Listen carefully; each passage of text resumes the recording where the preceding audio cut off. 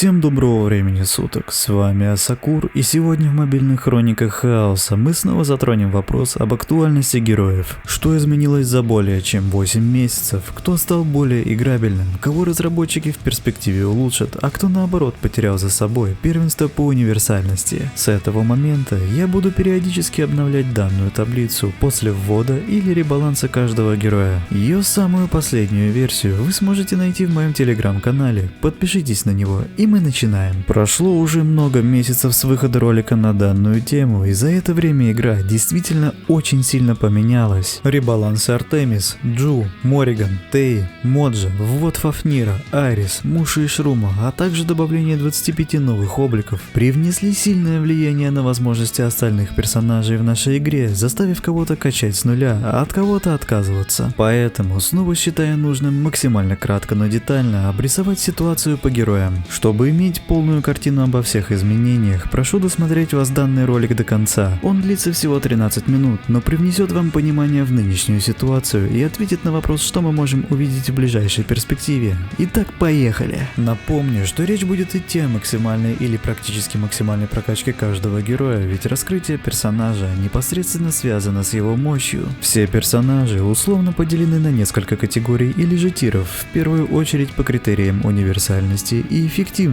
Обозначение категории у вас на экране. Прошлый рейтинг героев выглядел вот так, а новый же рейтинг выглядит следующим образом. Он претерпел много изменений, но обо всем в хронологическом порядке. Артемис из самого худшего стрелка, да и пожалуй вообще героя в игре, превратилась в наистрашнейшего дэмэдж-дилера, который способен буквально за 1 секунду положить всю пачку соперника. Этого эффекта удалось достичь из-за тотального ребаланса всех ее способностей. Сейчас буквально каждое умение Артемис идеально дополняет ее нахождение в пути чести. Пассивная способность карающие стрелы дает ей прибавку к физической атаке, которая зависит от текущего суммарного здоровья всех союзников Артемис, позволяя ей уже с начала боя настреливать с увеличенным уроном, от которого теперь шарахаются все тонкие маги и дэмэдж-дилеры. Плюс ко всему, переработанное умение Умная Стрела не оставляет покоя не только им, но и даже плотнейшим танкам, нанося сумасшедшие числа урона, особенно когда та критует. От нее невозможно скрыться тонким персонажем, ведь самой Артемис по механике для ее запуска всего лишь нужно, чтобы жертва была ослеплена, а это достигается за счет ее той же, но переработанной способности Истинный Свет с новыми показателями перезарядки и длительностью данного отрицательного эффекта. Но самый впечатляющий и самый влиятельный инструмент, которым теперь владеет Артемис, это ее обновленная ульта. Смертоносный ливень стал действительно смертоносным, ведь после ребаланса она с каждым ее использованием стала выпускать одну дополнительную стрелу за каждое применение другим союзникам первого умения, или 2 стрелы, если это был союзный герой чести. Таким образом, за счет частых ультов Тристана, Артемис стала наносить этой способностью настолько огромное количество урона, что подсчитать и предположить последствия после ее очередной ульты становится просто невозможно, а она сама с течением боя выстреливает все большим количеством этих стрел. Напомню, что каждая из которых способна критануть. Соответственно, абсолютно идентичных боев против данной лучницы просто не существует, ее нужно контрить только концептуально, благо есть чем.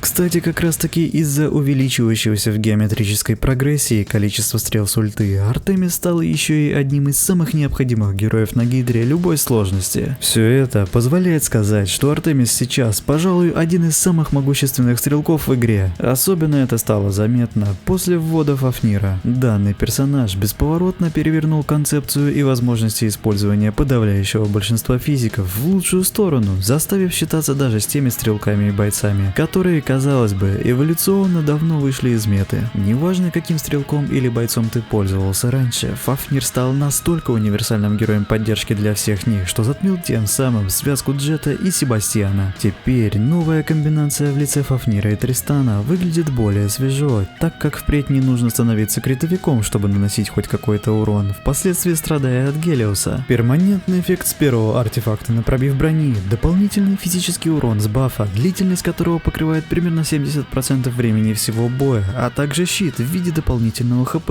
который в случае чего спасает героя от смерти. Вот все, чего так не хватало многим физикам. Артемис, Ясмин, Темная Звезда, Джинджер, Сорвиголова и, о господи, все тот же Исмаил, благодаря новой связке Фафнира и Тристана, заиграли во всю силу и заставили считаться с ними весь Dominion. Вы не встретите ни один сервер в игре, в котором данная связка не заполонила бы самые топовые места на арене. И ведь это не просто так. Фафнир и все физики в пачке с ним явно стали выделяться перед всеми остальными составами в игре, и с этим нужно было что-то делать. Последовал ребаланс Джу, однако его предназначение было в том, чтобы сделать героя сильнее в обычных сражениях путем увеличения лечения с 4-й способности после завершения времени действия первого умения и усиления урона с бумерангов по дальним героям от 3-го скилла. Первичную перезарядку этой способности также затронули, и сейчас она составляет всего 3 секунды, что позволило Джу вновь вернуться в некоторые атакующие паки, но в целом какого-то кардинального отличия от его старого варианта игроками не ощутилось. Все дело в том, что по прошествии времени с его ввода в игру, многие персонажи форсируют темпы боев гораздо быстрее, чем он набирает энергию на ульту, или же наглухо его закрывают, например Марта или Судья. Но все же поводов опасаться его стало побольше, а изменение урона на Гидре по моим наблюдениям несущественен, где-то стал немного хуже, а где-то лучше. Через месяц улучшили и Морриган. Если ранее костяная броня комбинировалась только с нежитью, то сейчас море распространяет броню и защиту от магии на всех союзников не из пути вечности, хоть и с вдвое меньшей эффективностью. А новая способность вместо лунного света под названием Эмпатия Вечности схожа по механике с 3-м умением Астарота, и смотрится она гораздо практичнее старой. Так или иначе, теперь все ее способности завязаны на скелетах, и новая 4-я не исключение. Ранее она просто запрещала воскрешаться Руфусу и тому, кого воскресит Астарот, призывая скелеты из этого персонажа, а сейчас новая версия некромантии запрещает воскрешать и союзному Астароту, но с одним но. Если кто-то во вражеской пачке из 2 вышеуказанных персонажей попытается воскреснуть, то она не просто запретит это действие, но и сама получит заряд, который впоследствии позволит ей самой воскресить своего союзного героя. Такие, казалось бы, неоднозначные изменения все же сделали Морриган явно эффективнее, особенно в своей фракции. Впоследствии все игроки поняли, к чему эти изменения, ведь в игру ввели Айрис, которая примкнула к нежити и сразу же очень хорошо стала себя показывать как внутри своего пути, так и с хаотиками. Хрупкая, но смертоносная колдунья сразу же стала очень востребованной за счет своих способностей, которые позволили ей безоговорочно законтрить тех персонажей, которые накладывают метки и ослабления. Их список у вас на экране. Конечно, больше всего от нее начали страдать Сатори,